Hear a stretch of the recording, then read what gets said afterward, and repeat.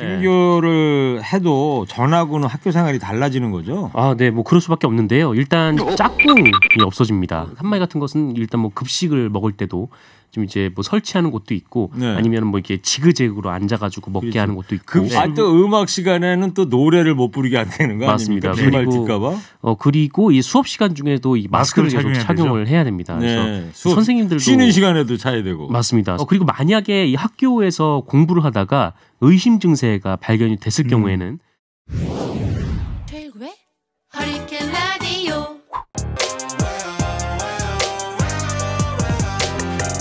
무거운 녀석들, 가벼운 뉴스는 가라. 무게 있는 뉴스만 골라서 서빙해드립니다. 무거운 녀석들. 무게 있는 뉴스 전해줄 무거운 녀석 두 분 나왔습니다. 뚱커벨 인사이트K 배종찬 소장 어서 오세요. 안녕하십니까. 네, 뚱블리 정상환 기자 어서 오세요. 네, 안녕하십니까. 오늘 어린이날인데 자녀분들 선물들 사주고 그랬어요? 선물 너무 많이 삽니다. 그래요? 네. 뭐 사줘요? 총도 사고 칼도 사고. 나중에 장군 되려고 그러나 보죠? 네? 정상근 기자는 뭐 사줬어요? 뭐 저는 어린이날 맞춰서 선글라스를 하나 사줬는데 와. 3살이라고 그랬잖아요. 3살이라서 3만 원이 안 되는 걸 샀습니다. 네, 장난감처럼 쓸 수 있는 거. 네. 알겠습니다. 자, 코너 끝에 청취자 여러분 방송만 잘 듣고 계시면 금세 맞힐 수 있는 무게 있는 퀴즈 드릴게요. 지금부터 무거운 두 분이 전해줄 무거운 뉴스 잘 들어보시기 바랍니다. 오늘 또 말씀 잘하시는 분한테 아이고 사탕. 네, 좋습니다. 어제 사탕 괜찮았어요? 맛있던데. 네. 맛있던데. 어제 저 배 소장은 안 주려고 그러다가 하도 달라고 그래서 오늘 잘해보시기 바랍니다. 자, 이제 등교 개학 일정이 발표됐습니다. 이원혜 부총리 겸 교육부 장관이 어제 발표를 했죠. 네. 오후에 정부 서울청사에서 등교 일정에 대해서 발표를 했는데요. 고3이 13일 수요일입니다. 우선 등교를 하고요. 나머지 학년은 5월 20일부터 6월 1일 네. 학교로 이제 각각 등교를 하게 되는데 13일이 보니까 수요일입니다. 수요일 날이네. 네. 20날도 수요일이고요. 네, 20일, 27일 이렇게 되는데 중고교는 고학년부터 초등학교는 저학년부터 유치원은 20일 개학을 하게 됩니다. 학교별로 오전 오후 반도 검토가 되고 있고요. 확진자가 발생한 학교는 뭐 원격 수업을 하게 된다 이렇게 이야기되고 있는데 고3은 앞서 말씀드렸던 대로 5월 13일 다음 주가 되겠죠. 수요일입니다. 다다음 주 수요일은 20일 날 고2, 중3, 초등학교 1, 2학년과 유치원 말씀드렸고 5월 27일 수요일은 고1 그리고 중2, 초등학교 3학년, 4학년 그리고 6월 1일은 월요일입니다. 이날은 중1 그리고 초등학교 5, 6학년이 등교를 하게 됩니다. 그래요. 그 배 소장 맨 막내가 초등학생이라는데 언제 개학해요 그러면? 27일이죠. 27일 날. 네. 몇 학년인데요? 초등학교 3학년. 3학년. 네. 근데 정상훈 기자, 네. 등교를 해도 전하고는 학교 생활이 달라지는 거죠? 아, 네, 뭐 그럴 수밖에 없는데요. 일단 짝꿍이 없어집니다. 맞아요. 짝이 없다고 그래요. 거리두기 때문에. 네, 거리두기 때문에. 책상을 벌려놓는 거죠? 네, 그래서 한 명씩 따로따로 좀 거리를 좀 벌려서 앉는 이 교실 내 그리고 풍경이 또 어디 바뀔 것 뉴스화면 같고. 보니까 뭐 이렇게 종이 같은 걸로 디귿자로 칸막이 같은 것도 만들었더라고요. 식당이죠. 네. 네. 맞습니다. 뭐 칸막이 같은 것은 일단 뭐 급식을 먹을 때도 좀 이제 뭐 설치하는 곳도 있고 아니면 뭐 이렇게 지그재그로 앉아가지고 먹게 하는 곳도 있고. 급식 먹을 땐 또 이야기하면 안 된다고 그러고. 네, 근데 아이들이 얘기를 안 할지는 모르겠는데. 또 음악 시간에는 또 노래를 못 부르게 안 되는 거 맞습니다. 아닙니까? 그리고 그리고 이 수업 시간 중에도 이 마스크를 계속 착용을 해야 됩니다. 그래서 선생님들도 쉬는 시간에도 차야 되고. 맞습니다. 선생님들도 차야 되기 때문에 굉장히 수업을 하는데 좀 힘들지 않을까 좀 걱정이 되는 좀 상황이고. 그리고 만약에 이 학교에서 공부를 하다가 의심 증세가 발견이 됐을 경우에는 일단 이 학교 내에 따로 그 임시 관찰실을 만들어 놨습니다. 네. 전국 학교들이 다 만들어 놨고 그래서 의심 증세가 나오면 여기서 대기를 하다가 하교를 시키고 반드시 진료를 받도록 한다라는 계획입니다. 지금 초등학교 1학년생들이 몇 년생인가요? 지금 초등학교 1학년생들이면 8살이면은 2012년생, 2012년생. 네. 그러지 않을까요? 나중에 한 몇십 년 흐르고 나면 아마 2012년생 이런 그 현재 초등생들이 나중에 어른이 되면 야 우리 때는 말이야 코로나가 뭔가 때문에 학교도 못 갔어 이런 얘기 하면 할 날이 올 거예요. 2020년은 정말 다 공유할 것 같아요. 그러니까 말이에요. 네. 아마 코로나 세대라는 X세대, Y세대 뭐 이런 거 마냥 코로나 세대라는 또 새로운 개념이 등장할 수도 있다고 봐요. 벌써부터 그렇게 이야기되고 있죠. 아 벌써요? 네, 그럼요. 이야기되고 있습니다. 제가 처음 얘기한 거 아니에요? 코로나 그러니까 벌써 얘기한 거죠. 코로나 학번 이야기도 나오고. 저는 제가 특종한 줄 알고 좋아했더니 이미 다 나온 얘기입니까? 그 최근 대구에서 근데 원인 알 수 없는 확진자가 발생해서 정부가 이제 걱정하고 있다는데요. 네, 감염 경로를 알 수 없는 경우인데 숫자가 많지는 않습니다. 그렇지만 최근에 대구에서 확진자 발생의 경우에는 경로를 알 수 없는 확진자가 발생하고 있기 때문에 정부에서는 상당히 좀 우려를 하고 있습니다. 왜냐하면 경로를 알면 그 경로에 대한 조치가 가능한데 그러니까요. 모르는 경우에는 참 원인 규명이 안 되는 것이거든요. 그런 만큼 정부에서도 하여튼 그 원인을 찾으려고 지금 최대한 노력을 하고 있는 중입니다. 네. 아까 허대에서도 말씀을 드렸는데 우리가 마이너스 성장을 기록했지만 다른 나라에 비하면 괜찮더라고요. 그럼요. 네, 네. 뭐 그렇죠. 우리나라가 지난 1분기 국내 총생산 성장률이 전년 대비 마이너스 1.4%를 기록을 했거든요. 그러니까 이 마이너스 성장이니까 뭐 상당히 낮은 수준은 맞는데, 근데 이 코로나19 때문에 전 세계 경제가 지금 휘청거리고 있는 상황에서 보면 다른 나라에 비교해 봤을 때는 그래도 어느 정도 선방을 하고 있다, 뭐 이렇게 볼 수가 있다라는 겁니다. 예. 왜냐하면은 이 미국 같은 경우에는 그 1분기 경제 성장률이 이 전년 대비 마이너스 4.8%를 기록을 했고, 중국 같은 경우에는 마이너스 6.8%가 나왔어요. 네. 그 홍콩도 마이너스 8.9 이렇게 나왔다라고 합니다. 그리고 그 유럽의 최대 경제국인 독일 같은 경우에도 그 마이너스 1.9% 성장했고요. 스페인도 그 1분기 성장률이 마이너스 5.2 네, 이렇게 나왔습니다. 그래서 IMF가 이 한국의 그 올해 실질 성장률을 지금 마이너스 1.2%로 전망을 하고 있는데 이게 지금 OECD에서는 가장 높은 수치라고 하더라고요. 네. 네. 오늘 이제 어린이날이고 또 프로야구가 우리나라에서 오늘 2시 개막이죠. 네. 지금 이제 했습니다. 네. 1회 전 1회 말 2회 말 2회 초쯤 하겠네요. 38분이니까. 네. 왜 TV가 여기 안 나와가지고 네. 여기 좀 틀어놔 봐요. KBO 야구하는 거. 이게 말이에요. 제가 오늘 아침 어디 신문을 봤는데 아주 재밌는 사진을 봤어요. 네. SK 인천 행복 드림 구장인데 네네. 관중석에 그 펼침막에 그림이 그려져 있는데 현수막이 그림이 이렇게 예, 됐죠. 네. 사람 얼굴처럼 생긴 무를 쫙 그려놨더라고. 아, 네. 그게 뭔가 가만히 들여다보니까 무관중이야. 맞습니다. 무관중. 네. 무관중. 무관중. 네.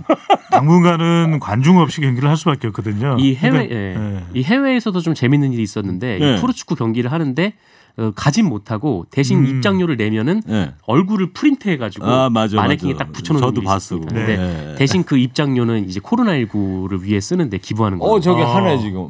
기아 이해네요. 네. 최영우 안타 치고 나갔나 봐. 아 그렇네요. 그리고 또 우리 저 KBO 야구를 미국의 ESPN에서 지금 저거 방송하고 있대요. 그렇답니다. 대구에서 하는 거 삼성하고 NC 개막전. 네. 이거 ESPN에서 한다는 거 아니에요? 네. 그러니까 지금 미국도 지금 메이저리그가 개막을 못한 거 불투명해 아니에요? 언제 네. 열릴지도 그 미국은 모르는 거고. 그 지금 LA 시간이 지금 아마 밤 10시 40분쯤 됐을 텐데 LA 교민들은 아마 보시면 재밌을 것 같아요. ESPN 거기 다 나올 테니까. 네. 네. 예.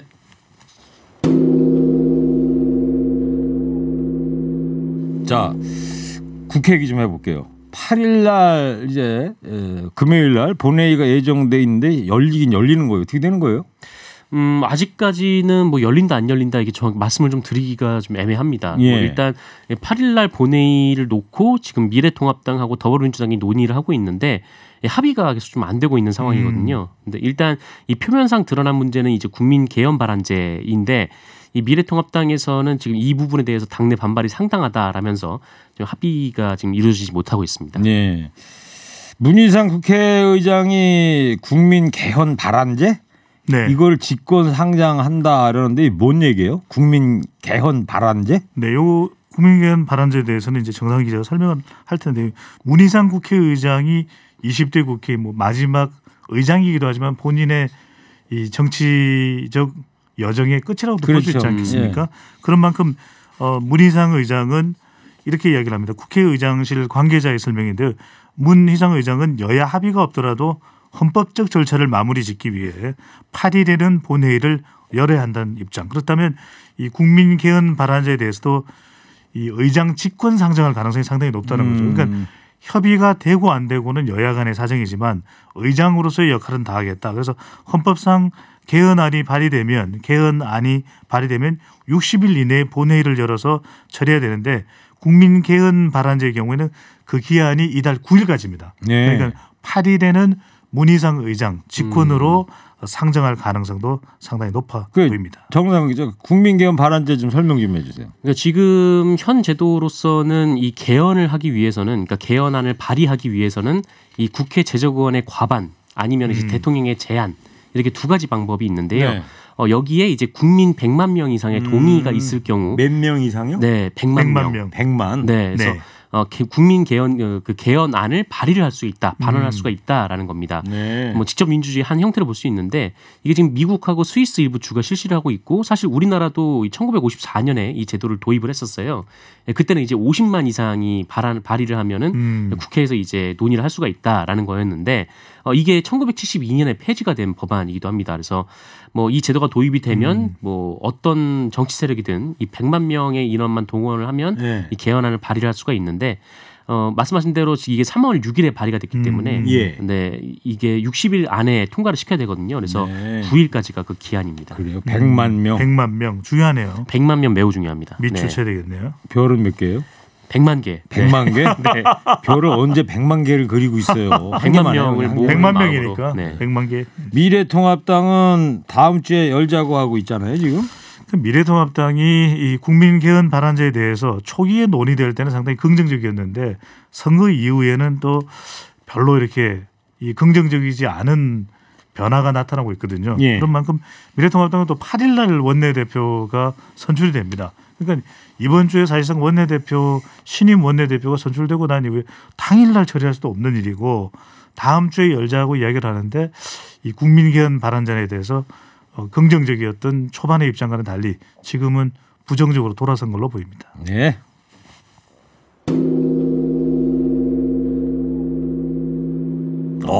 에밀레 종소리 뚱 합니다 지금. 네. 자, 저는 허리케인 라디오 앵커 DJ 최일구고요. 인사이트 K 배종찬 소장, 시사 전문 정상 기자 함께하고 있습니다. 네, 배종찬 소장님. 네. 인사이트 K가 회사입니까? 뭐 이제 제가 소속되어 있는 거든지 사장님이에요, 소장님. 소장님? 아니 뭐 제가 뭐 그냥 연구를 하는 거죠. 아, 네. 그렇군요.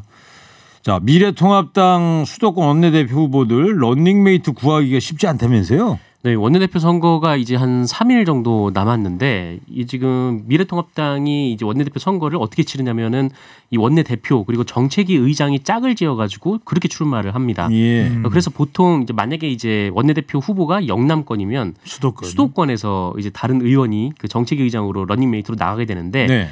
지금 문제는 수도권에서 당선된 의원이 사실 몇 명 없다. 그렇죠. 라는 거예요. 예. 이제 게다가 또 이제 뭐 수도권으로 한정하면은 뭐 박성중 의원, 뭐 김성원 의원, 송석준 의원, 유이동 의원 이렇게 이 재선 3선 의원이 4명밖에 없는 좀 그런 상황이고 뭐 전체로 봐서도 그러니까 비영남권을 다 통틀어서도 좀 정책위 의장을 할 만한 그러니까 재선 3선 의원이 11명밖에 안 되는 상황입니다. 그래서 뭐 지금 영남권의 뭐 후보들이 그 원내대표에 나가겠다라고 선언을 한 상태지만 이 정책 의장을 찾는데 굉장히 좀 고심을 하고 있다.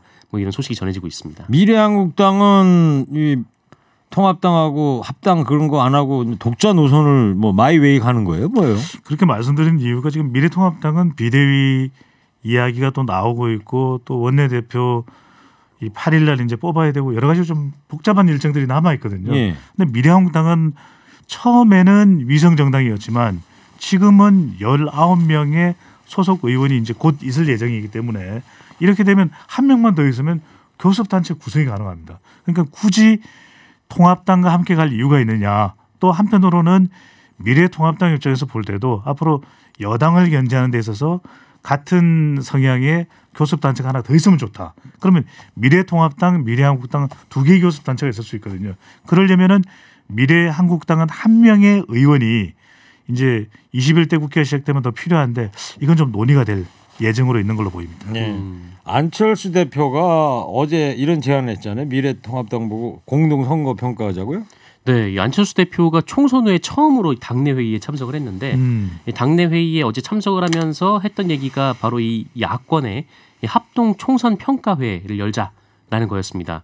그러니까 뭐 이 합동 총선 평가회를 통해서 그 야권에 주어진 이 시대적 요구가 뭔지 또 혁신 과제가 뭔지 공유를 하고 또 혁신 경쟁에 나서자라는 제안이었는데 그런데 이게 좀 대선을 앞두고 이 안철수 대표하고 이 미래통합당 측이 뭔가 함께하려는 그런 가능성을 열어둔 거 아니냐 이렇게 언론이 좀 해석을 하는 곳도 있더라고요. 그래서 이에 대해서는 일단 이 국민의당 측에서는 뭐 그런 건 아니다. 뭐 연대나 뭐 통합 이런 얘기는 아니고 그냥 평가를 해보자는 거다. 이렇게 선을 긋긴 했습니다. 그런데 미래통합당이 공동선거 평가를 하자고 안철수 대표가 제안한 것에 대해서 미래통합당은 반응을 하나요? 미래통합당은 뭐 대체로 긍정적인 반응이라고 하는데 이제 그래요? 문제는 지금 그 지도부가 없잖아요. 네. 그래서 이거를 결정할 수 있는 그러네요. 그런 비대위도 상황이 아니라고 뭐 합니다. 구성이 안 됐고 원내대표라도 뽑혀야지 뭐. 네, 그러니까요. 네. 일단 같이 새로 하든지 원내대표가 말든지 뽑혀야 될 이게 것 같아요. 8일 이후에나 또 가능할 그러니까요. 이야기네요. 네네. 근데 이런 와중에 민경욱 의원이 또 선관위를 고발했어요. 그러니까 민경우 의원은 지금 선거 부정선거다 계속 결과에 그러는 거예요. 대해서 불복하고 있거든요. 그런 만큼 지난달 27일 민경욱 미래통합당 의원은 법원에 투표함 점거 보전 신청을 했습니다. 예. 그렇다면 이제 이게 받아들여져서 지난달 29일 인천 연수구 선관위 지역 선관위죠. 투표함을 법원에 보내는데 그러면 이제는 뭘 해야 되냐면 민경욱 의원이 선거 무효 소송을 내면 됩니다. 그런데 예. 그렇지 않고 연수구 선관위 사무국장에 대한 고발장을 냈습니다. 왜냐하면은 비례대표 정당 투표 이 투표함도 보전해달라. 이게 이야기가 되니까 선관위에서는 발끈한 겁니다. 왜냐하면 아니 지역구 선거 결과인데 비례대표 투표 용지가 왜 필요하냐 이거죠. 네. 이것에 대해서 선관위에서는 대응하겠다 이런 입장으로 나타나고 있습니다. 아까 허리케인 데스크에서도 소개해드리긴 했었는데 홍준표 이번에 당선인이 이런 얘기 했다는 거 아니에요? 지금이 어느 시대인데 자유당 시절처럼 통째로 조작 투표하고 투표함 바꿔치기 할 수가 있겠느냐. 네. 그러니까 수도권에서의 결과가 뭐 63대 36인가요? 이렇게 이제 더불어민주당과 미래통합당 결과가 비슷하다 보니까 예. 그래서 더 의심스럽다 이런 이야기를 계속하고 있는데 이게 전에도 말씀드린 바가 있지만은 대통령 이 국정수행 평가 지지율이 영향을 많이 미친 선거이기 때문에 그 선거가 기준 그 지표가 기준이었다면 비슷한 결과가 나올 수가 있거든요. 그런데 네. 너무 그것을 기준으로 삼아서 이거 조작이다라는 이야기를 지금 주장을 하고 있는 거죠. 네. 자 이제 청취자 여러분 방송 듣고 계셨으면 금세 맞힐 수 있는 무게 있는 퀴즈 드릴게요. 국민 개헌 발안제가 20대 국회 마지막 쟁점으로 지금 떠오르고 있습니다. 이 법안은 국회의원과 대통령뿐 아니라 일반 국민도 헌법 개정안을 낼 수 있도록 한다는 내용입니다. 물론 일정 수 이상의 동의가 필요한데 이 법안상 몇 명 이상의 국민이 동의할 때 헌법 개정안을 발의할 수 있을까요? 뚱커벨 힌트 주세요. 정상 기자. 네. 국민 개헌 발안제죠. 네네. 적어도 이 정도 숫자는 돼야 우리가 국민 개헌 발안이라고 볼 수 있는 거 아니에요? 몇만 그렇죠. 명 이상이 돼야 될까요? 10만 명은 너무 적고 1000만 명은 너무 많고. 그 중간이네요, 그죠? 네, 그렇겠네요. 네. 네. 아까 별을 몇 개 치라고 그랬어요? 100만 개. 개라고 했습니다. 자, 정답 보내주십시오. 청취자 여러분. 50원 유료 문자 샵 연구일 TBS 앱 열려 있습니다. 두 분 상품 소개해 주세요. 근데 저희가 이 무겁당 창당한 지가 꽤 되는데 네네. 모르시는 분들 청취자분들이 되게 그래요? 많으신가 봐요. 무겁당 얘기 너무 자주 하고 오버한다고 뭐라고 그러시더라고. 아니 모르시는 분들이 많으면 우리가 많이 알려드려야 되는 거 아닌가요? 그래서 얘기인데 그냥 무겁당을 해산해 버리는 거 어때요? 당분간 뭐 총선도 없고 되는 일도 없는데. 네. 뭐 당분간은 뭐 내일 모레 그래야 원내대표 되겠죠. 선거 아니면 없는 거지 뭐. 없어지는 건가요? 네. 그럼 제가 무겁당 계속 해산.